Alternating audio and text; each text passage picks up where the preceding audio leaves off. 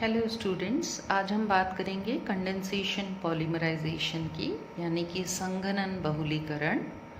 जैसा कि इसके नाम से ही पता चल रहा है, इस प्रक्रिया में संघनन होगा, यानी कंडेंसेशन होगा। छोटे छोटे मॉलिक्यूल्स आपस में अभिक्रिया करते समय जब बड़ा मॉलिक्यूल बनाएंगे तो उस प्रक्रिया में कोई अन्य बहुत छोटे मॉलिक्यूल संघनित होकर बाहर निकल जाएंगे।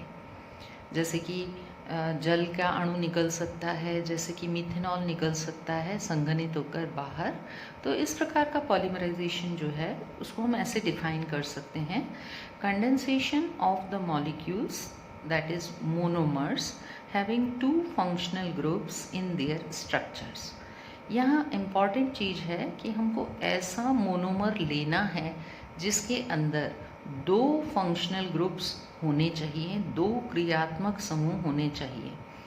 जब तक हमारे एकलक के अंदर दो क्रियात्मक समूह नहीं होंगे तब तक हमारी बहुलीकरण की प्रक्रिया आगे नहीं बढ़ेगी।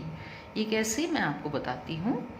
जैसे कि सबसे पहला उदाहरण मैं ले रही हूँ। यहाँ पर हम पॉलीएस्टर बनाएंगे। पॉलिस्टर का नाम आपने सुना होगा। पॉलिस्टर क्लॉथ होता है, कपड़ा होता है पॉलिस्टर का। तो ये एक बहुलक है पॉलीएस्टर, जो कि बनता है द्विकार्बोक्सिलिक अम्ल और डाईऑल के संघनन द्वारा। यानी कि डाईकार्बोक्सिलिक एसिड और डाईऑल दोनों में दो दो फंक्शनल ग्रुप हैं। डाईकार्बोक्सिलिक में दो COH ग्रुप्स होते हैं और डाईऑल में दो एल्कोहलिक ग्रुप्स होते हैं। इन दोनों के संघनन से जो पॉलीमर बनता है उसका नाम है डेक्रॉन या टेरिलीन। तो आइए देखते हैं इस रिएक्शन को कि ये कैसे होती है। यहाँ पे मैंने टेरिथैलिक एसिड का एस्टर लिया है। यहाँ मैंने पहले ही डिफाइन कर दिया था कि डाईकार्बोक्सिलिक एसिड लेते हैं या फिर इसका एस्टर भी ले सकते हैं। तो जो डाईकार्बोक्सिलिक एसिड था हमारा टेरिथैलिक अम्ल, जिसमें कि एक बेंजीन वाले और पैरा पोजीशन पर दो COOH ग्रुप लगे हुए थे, उसको हम कहते हैं टेरिथैलिक अम्ल। तो अभी मैंने जो लिया है वो है COOCH3, यानी उसी अम्ल का एस्टर ले लिया है। H हटा के CH3 लगा दिया है दोनों तरफ। तो इसका नाम हो गया टेरिथैलेट, यानी ये द्विकार्बोक्सिलिक अम्ल टेरिथैलिक अम्ल का ही एस्टर है। एक तो मोनोमर हमारा ये है और एक मोनोमर हमारा ये है डाईऑल, जो कि मैंने यहाँ पर लिया है, ठीक, ग्लाइकॉल। इन दोनों के संघनन से जब इन दोनों को 200 डिग्री सेल्सियस पर रिएक्शन करवाते हैं तो मीथेनॉल के दो अणु निकल जाएंगे। ये आप देख सकते हैं, एक अणु यहाँ से और एक अणु यहाँ से मीथेनॉल का निकल गया और ये तीनों अणु आपस में जुड़ गए, एक ट्राइमर बन गया। अब यदि मान लीजिए इस डाईऑल के अंदर केवल एक OH ग्रुप होता, इस तरफ OH नहीं होता, तो अभिक्रिया यहीं पर रुक जाती। अगर इस तरफ CH3 होता तो अभिक्रिया रुक जाती, इस तरफ क्रियात्मक समूह नहीं होता तो अभिक्रिया रुक जाती। यहाँ पे भी हम देख सकते हैं कि इस तरफ क्रियात्मक समूह है, ठीक। तो हमारा ये जो ट्राइमर बना है यहीं पर अभिक्रिया रुक जाती। लेकिन हुआ ये कि इस वाले मोनोमर के अंदर भी दो क्रियात्मक समूह हैं और इस वाले के अंदर भी दो क्रियात्मक समूह हैं। तो हम ढेर सारे मॉलिक्यूल जब टेरिथैलेट के लेते हैं और ढेर सारे ग्लाइकॉल के लेते हैं तो वो आपस में रिएक्शन करके एक पॉलीमर बनाते हैं, जो कि ये है। इस पॉलीमर में रिपीटिंग यूनिट ये है, ये पार्ट जो है वो रिपीट होता रहता है बार बार। यहाँ N जो है वो अणुओं की संख्या है, जो बहुत सारे अणु हैं वो आपस में अभिक्रिया करके एक लंबा मॉलिक्यूल, जिसको कि हम कहते हैं पॉलीएथिलीन टेरिथैलेट, ये हमारा पॉलीमर है, ये हमारा बहुलक है, जो कि इन दो एकलकों के संघनित होने से बना है।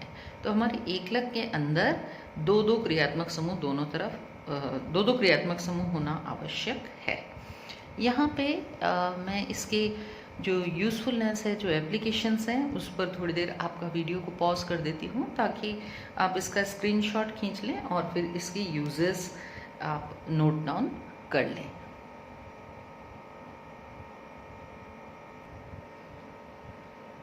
अब बात करते हैं एक और संघनन बहुलक के बारे में, यानी कंडेंसेशन पॉलीमर पॉलीमराइजेशन द्वारा बनने वाला ये पॉलीमर है पॉलीएमाइड। जैसा कि इसके नाम से ही विदित है कि पॉली मतलब बहुत सारा, बहुत बार, बहु, और एमाइड मतलब एमाइड समूह। तो ऐसा बहुलक जिसके अंदर एमाइड समूह बार बार रिपीट हो रहा हो, उस बहुलक को हम कहेंगे पॉलीएमाइड। जैसे कि पिछले पेज पर मैंने आपको बताया था पॉलीएस्टर, उसमें एस्टर समूह रिपीट हो रहा था बार बार, यहाँ पर एमाइड समूह रिपीट होगा बार बार। तो एमाइड जो होता है वो हमेशा कार्बोक्सिलिक अम्ल समूह तथा एमिनो समूह के संघनन द्वारा एमाइड समूह बनता है। तो यहाँ दो तरीके हैं पॉलीएमाइड बनाने के। पहला तरीका है कि एक डाइकार्बोक्सिलिक एसिड ले लें। डाइकार्बोक्सिलिक एसिड की अभिक्रिया हम डाई एमिनो कंपाउंड के साथ जब करवाते हैं तो हमारा पॉलीएमाइड बन सकता है। यानी कि इस मोनोमर के अंदर दो कार्बोक्सिलिक अम्ल समूह हैं और इस मोनोमर के अंदर दो एमिनो समूह हैं। तो दो प्रकार के मोनोमर हम ले सकते हैं, जैसा कि यहाँ पे इस रिएक्शन में हम देख सकते हैं। ये है हमारा डाई एमीन जिसमें दो एमीन समूह हैं, और ये है डाई कार्बोक्सिलिक एसिड जिसमें दो कार्बोक्सिलिक समूह हैं।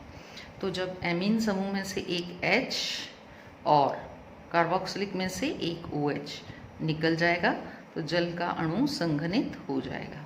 ये प्रक्रिया बहुत सारे मॉलिक्यूल्स के बीच में हो रही है, N molecules of dicarboxylic acid and N molecules of डाइएमिनो।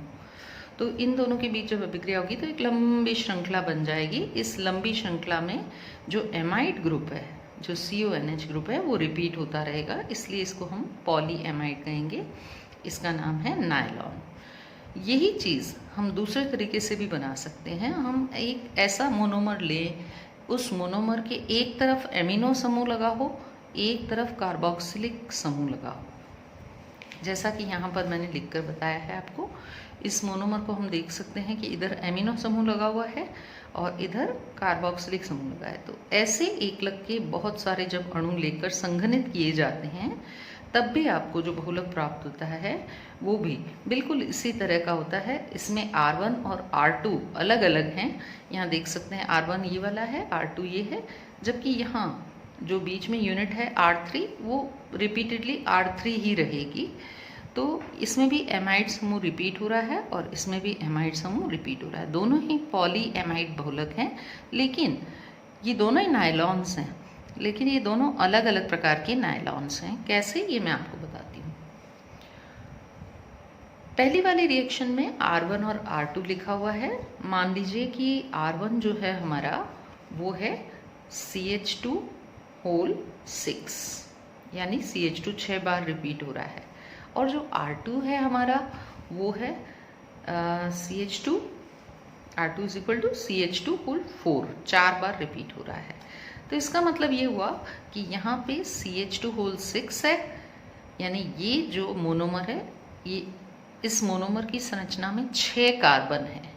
अगर ये CH2 होल 6 है तो इस मोनोमर की संरचना में 6 कार्बन उपस्थित हैं, और अगर ये CH2 होल 4 है तो 4 कार्बन तो ये, 5वां ये, 6ठा ये।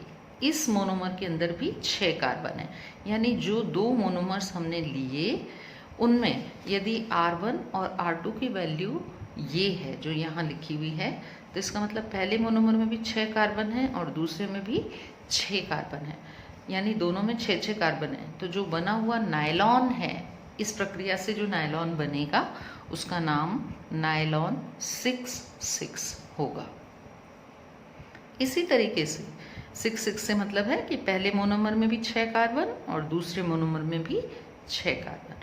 इसी तरह से यदि हमने इस प्रकार का मोनोमर लिया है जिसमें एमिनो समूह और कार्बोक्सिलिक समूह दोनों उपस्थित हैं, यदि हमने इस प्रकार का मोनोमर यूज़ किया है और यहाँ अगर R3 की वैल्यू 5 है तो 5 कार्बन तो ये हो गए और 6ठा कार्बन ये हो गया, तो कुल 6 कार्बन इस मोनोमर के अंदर हैं और एक ही प्रकार का मोनोमर है, इसलिए ये नायलॉन जो बना है, इस नायलॉन का नाम नायलॉन 6 होगा। इसी तरह से अगर 7 कार्बन वाला नायलॉन बना रहे हैं, हम मोनोमर ले रहे हैं, तो इसका नाम नायलॉन 7, इसी तरह से नायलॉन 11, नायलॉन 10 इत्यादि भी बना सकते हैं। तो मैं यहाँ एक एग्जांपल आपको समझा देती हूँ। नायलॉन 6,6, ये देखिए एडिपिक एसिड लिया। एडिपिक एसिड में जो डाइकार्बोक्सिलिक एसिड है, इसमें CH2 4 कार्बन, ये 5वां, ये 6ठा, ये 6 कार्बन वाला एक मोनोमर। और इसी तरह से ये भी डाई एमिनो जो मोनोमर लिया है वो भी 6 कार्बन वाला। तो दोनों में 6 कार्बन है। दोनों के रिएक्शन से फर्स्ट स्टेप में एक सॉल्ट बनता है, लवण बनता है, जो कि 280 डिग्री सेल्सियस पर गर्म करने से कम दाब पर नाइट्रोजन की उपस्थिति में जल का अणु संघनित करके इसमें से निकल जाएगा और नायलॉन 6,6 बन जाएगा।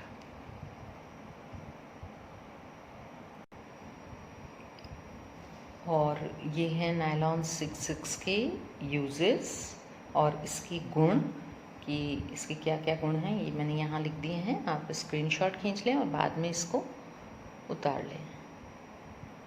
आई होप कि आपको कंडेंसेशन पॉलीमराइजेशन समझ में आ गया होगा। Thank you.